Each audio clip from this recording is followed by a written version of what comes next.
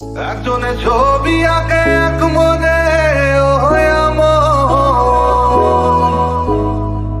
আরেকজনে বসে বসে রং মাখে।